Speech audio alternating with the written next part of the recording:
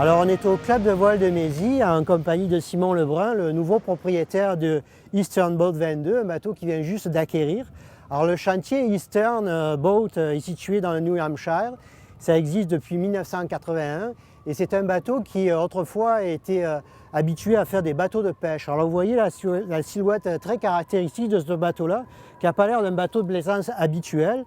C'est un bateau qui est vraiment copié sur les bateaux de pêche, la pêche au homard, avec une étrave très relevée, très haute pour sa taille, des entrées d'eau assez fines, mais un tiers avant de la carène qui est très volumineux, alors beaucoup de volume de vent pour porter dans la mer.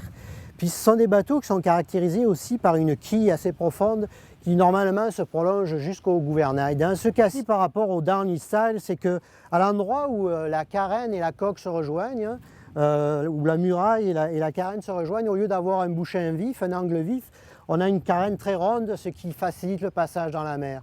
Alors c'est un type de bateau avec une étrave très relevée qui est vraiment fait pour affronter des mers très formées, autant de l'avant que des mers de l'arrière. Alors c'est un bateau vraiment très marin, avant d'être un bateau, je dirais, fancy ou pour épater la galerie. Une dernière chose avant de monter à bord pour visiter le bateau, vous prendrez note du déflecteur ici qui fait toute la partie médiane du bateau, là jusqu'au milieu du bateau. Alors c'est simplement une tige de plastique rapporté qui défléchit les vagues et qui permet à l'équipage de moins se mouiller en route. C'est un bateau très simple, hein. Vous voyez d'abord beaucoup de circulation très facile, beaucoup d'endroits pour se cramponner. Pas beaucoup de détails cosmétiques, là, de chichi, c'est un bateau très très simple.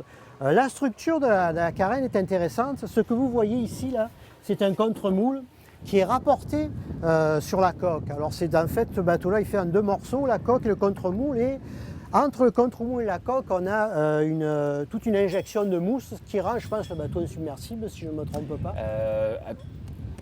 Je ne suis pas certain, en fait, mais c'est dans la même type de construction qu'un Boston Whaler, exemple. C'est ça, exactement. Mais je ne le couperai pas en deux pour valider. Okay. Mais effectivement, c'est pour aider à la flottabilité. Alors, on remarque un bon franc-bord quand même pour garder la sécurité de l'équipage, qui est quand même pas trop élevé.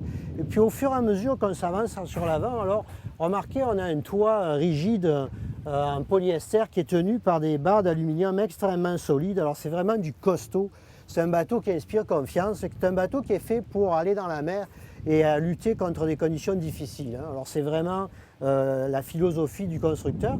Et puis on a une très belle console de pilotage où on pourrait mettre beaucoup d'électronique, en fait beaucoup plus que ce qu'on en a déjà besoin. On pourrait facilement rajouter un radar, mais c'est vraiment très fonctionnel, avec ici un cale-pied pour la conduite. Alors quelque chose de très simple et de très fonctionnel.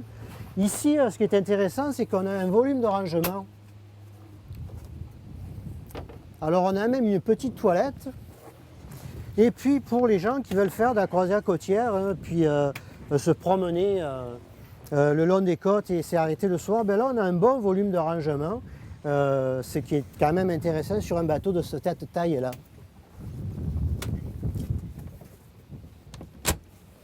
Alors, à l'avant, on profite de la largeur du bateau. C'est un petit bateau de 21 pieds, mais il mesure presque 2,60 m de large, ce qui est très large pour un petit bateau. Et il profite de cette largeur pour offrir un cockpit en V à l'avant, assez spacieux, avec un faux pont qui permet aussi de ranger du matériel. Alors c'est un bateau idéal pour la balade, mais qui permet des excursions un peu plus long terme. On peut apporter du matériel. Sous chaque banquette, on a des coffres. Alors c'est simple, c'est fonctionnel et c'est fait pour aller sur la mer.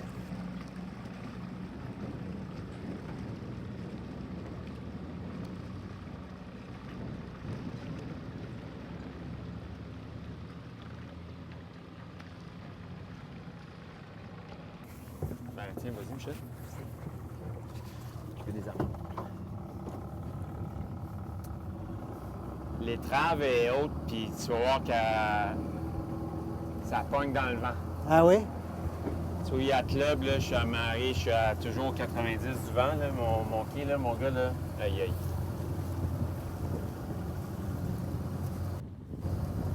En dessous de 4 gallons à l'heure. OK. Le moteur n'est pas trop bruyant. Non, c'est vrai.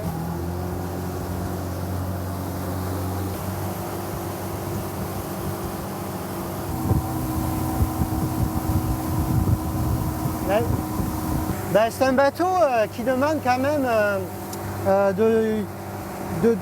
il demande de gouverner assez franchement. Hein. Il demande des travées hautes, il y a du volume devant, puis quand on veut aller quelque part, il faut lui donner un signe assez significatif. L'étrave est assez haute quand on roule ici à 2500 tours, mais si je donne du gaz et que je vais chercher le bateau au planning, on va remarquer que le bateau s'aplatit beaucoup. Il navigue quasiment à plat. Il est extrêmement agréable, beaucoup plus maniable et très rapide. On a une vitesse qui va dépasser le 30 nœuds. Alors c'est vraiment amusant.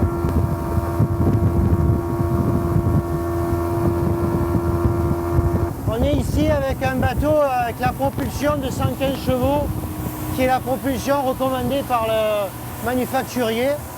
Mais on pourrait aller jusqu'à 135, mais ce n'est pas vraiment nécessaire. La propulsion de 115 chevaux hors bord est vraiment parfaite pour ce type d'utilisation.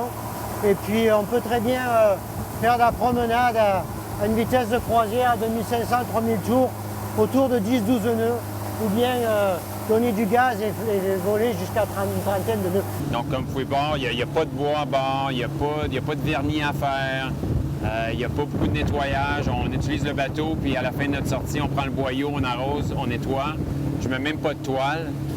Je veux un bateau que je sois capable de prendre seul, ça c'est très important.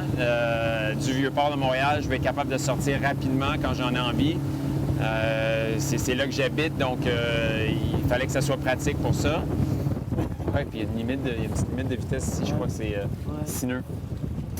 Je voulais aussi un bateau qu'on puisse tirer derrière un camion en se sentant à l'aise. Donc pas au-dessus de 22 pieds, ça commence à être gros sur la route. Et je voulais un bateau qui soit beau. Comme je disais à Michel, c'est difficile sur le marché québécois de trouver des bateaux de ce style-là, mais au prix où on paie les bateaux, moi j'ai le goût, à chaque fois où j'arrive à la marina et que je vois mon bateau, de me dire qu'il est beau. C'était un de mes critères. Évidemment, le prix était bon, était intéressant pour un bateau neuf de ce type-là. Le prix est très, très intéressant, justement parce que le manufacturier fait un bateau de base, très utile.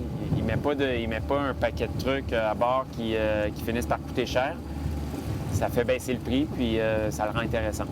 Et le moteur, la propulsion, pour un bateau open center console, à un seul moteur.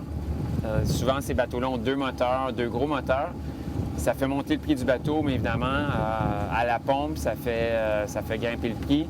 Là, un 115 forces, quand on navigue à, disons, autour de 3000 tours, on consomme 4 gallons à l'heure, donc c'est très raisonnable. Toutes des bonnes raisons d'acheter le Eastern 22.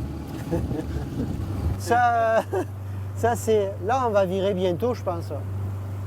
Mais c'est joli comme tout ici. On voit le port de Montréal là-bas. Ouais, c'est beau ça. C'est ça, c'est spécial. Hein? Ouais, c'est un bon plan ça. Ça, c'est spécial, ça.